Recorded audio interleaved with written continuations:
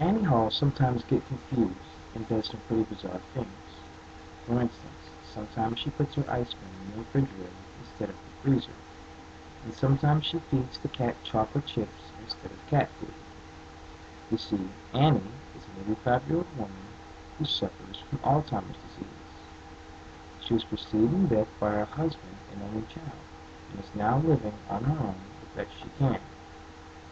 You may be wondering how someone as confused as Annie could possibly keep living on her own, but she does. During my freshman year, I volunteered 6 hours a week to help Annie remain independent in her home.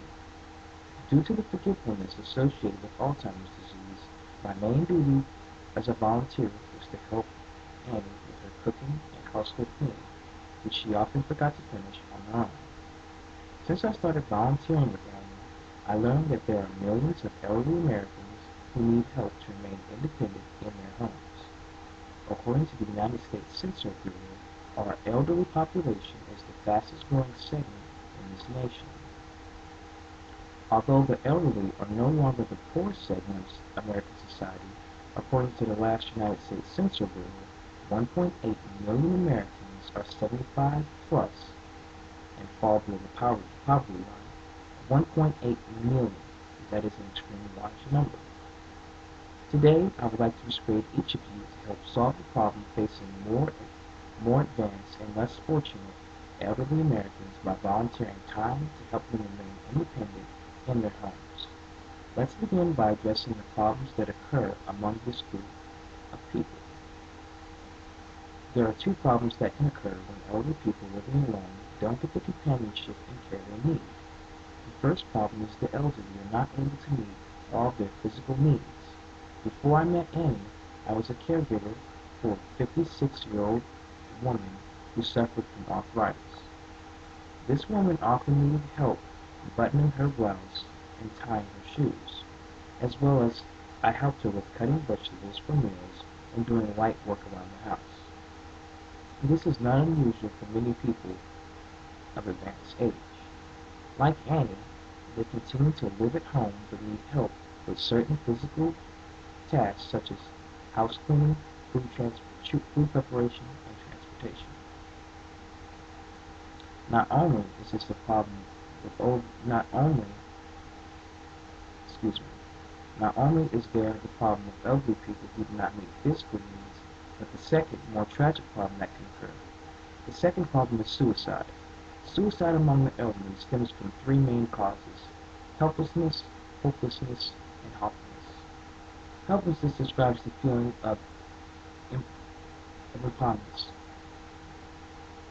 some elderly people feel after retirement or upon realizing that they are losing their physical and mental vigor.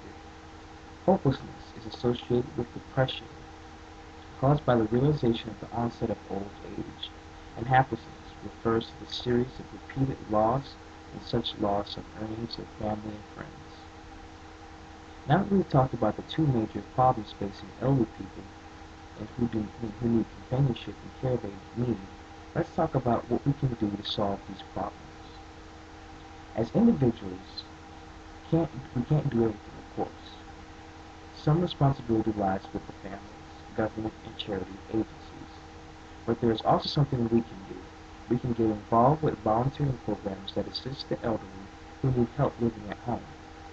Here in Las Vegas, we have several community option programs which help the elderly and the people with disabilities from, people with disabilities out of nursing homes. Now I'm sure you have several questions about this kind of work. For instance, how much time does it take? It takes as much time as you want to put in. You can volunteer as little as 2 hours a day or 2 hours a week, or as many as 40 hours a week. You decide how much time you want to volunteer based on your own schedule. But no matter how much time you spend, you will certainly experience great personal gratification. I know I have. I've been volunteering for 6 years, and volunteering time with people who are less fortunate than I make me feel good about myself. Volunteering time with an elderly person has taught me the technique of ethnic traditions as well as American history. You should also know that this kind of volunteer work can benefit you feelings beyond gratification. Sometimes volunteering in organizations such as a state-run community option program and federally funded programs offer financial assistance to people who participate in this, and you can get reimbursement for your travel expenses and actual salary for certain kinds of work. In closing, I'm urging you to volunteer your time and help the needy and elderly people remain independent in their homes. Remember that spending time with elderly people can only help them meet their physical and emotional needs. You can adjust time spent to fit your needs. You can get great personal gratification and even receive monetary benefits as well. But most importantly, Annie Hall and the millions like her will be very thankful and never forget that you lend a helping hand to help them when they most need it.